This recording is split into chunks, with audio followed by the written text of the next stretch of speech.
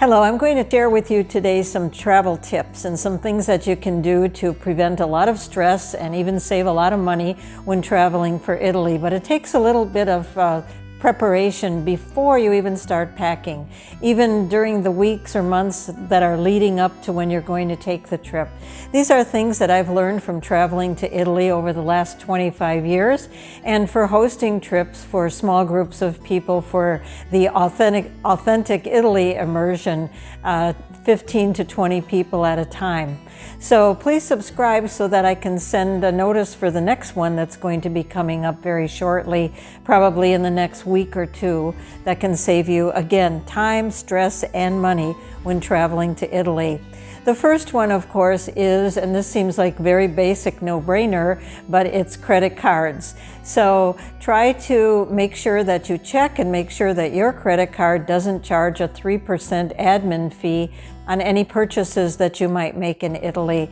I think most of these cards are going away, but there are still a couple that I've learned just this year when hosting a trip, that someone had a card that was charging an extra 3% fee every time they made a purchase. And this is an unnecessary charge on the card. You should have a credit card that doesn't do that. The other thing is, I've seen people arrive in Italy and they forgot to contact their credit card company that they would be out of the country. So today I've noticed that it's a lot easier. You can go online and you can just put a travel notice out there. So when you get to whatever country you're going to, your credit card is not declined when you try to either get money or make a purchase. So that's number one. Cover your credit cards. Make sure you're prepared for that. Number two is exchanging money in Italy. I always tell my travelers, do not go to the money changers. Do not make your exchanges either at a bank or at a hotel or at a money changer when you get to the airport, because they charge high fees. You will never get the best exchange rate that the money is being exchanged at on that day.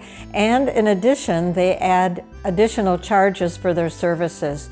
So the very best way to get money, in this case euros if you're going to Italy, is when you arrive, get your debit card, and you will need a debit card, not a credit card. Your debit card that you've already notified your card company that you will be out of the country, and put it into an ATM machine. So for a very small transaction fee, you will get the exchange rate of that day, and you'll save a lot of money that way as well, as far as charges that you really shouldn't have to be paying. So that's tip number two. Number one, credit card. Number two is ATM card, so that you can exchange, get your monetary exchange when you're there. Number three, don't forget to have an adapter, because in Europe, specifically in Italy, the electric is 220, it's not 110.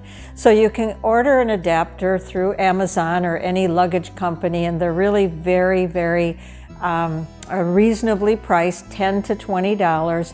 It'll save you a lot of hassle. When you get there, you'll be able to charge your phone and use anything electric that you may have without having to worry about not being able to use the electric current that they have.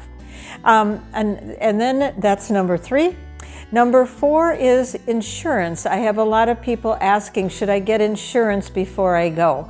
And I do recommend, there's a couple of companies that have traveler's insurance, but I also alert people that you may not get what you think you're getting from the traveler's insurance. Sometimes it covers a lot of things like illness or lost luggage and so forth, and other times there's so many loopholes in the traveler's insurance that it's almost not even worth having it. So if you are going to look into traveler's insurance, read all the fine print as to what is covered and what isn't covered. And the other thing, the next one, which is number five, is take some time and go out and try on some good walking shoes, because there's walking involved in Europe. And it's not on flat surfaces. Usually it's on uphill, downhill, and a lot of walking.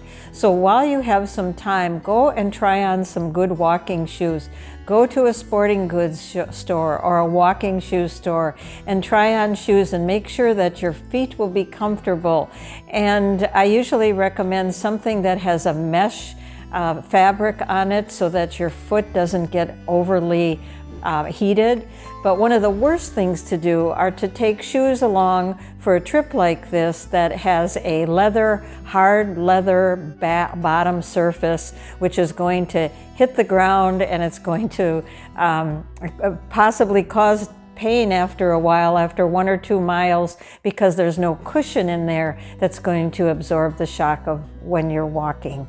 So prepare to walk. If you're not necessarily a walker, start early and go out and take a 10 or 20-minute walk at a time and kind of train for the trip, because you don't want to end up sitting in the hotel because you can no longer walk on day 3.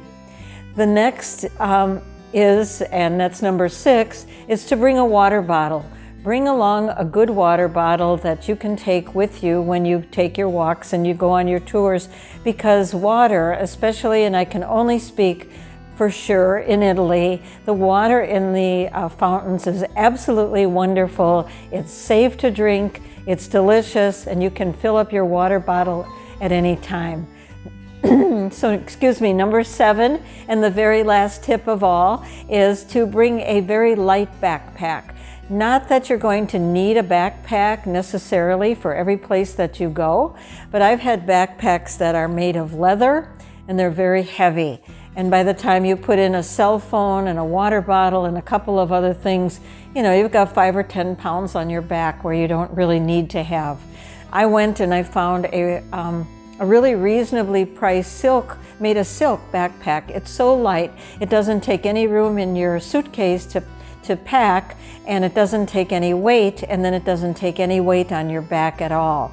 So it's very simple, very easy to find these either fabric or light silk backpack that are still sturdy and can serve your purposes. So those are 7 tips that will save you time, stress, and money, and I hope you will take them seriously. Like I said, they come from experience in either being in Europe or leading a trip, and I've seen people that have been on my trips that are definitely are helped with these tips. So thanks a lot. Hope to see you again soon. Please give it a like if you found these tips to be helpful for you. Bye-bye.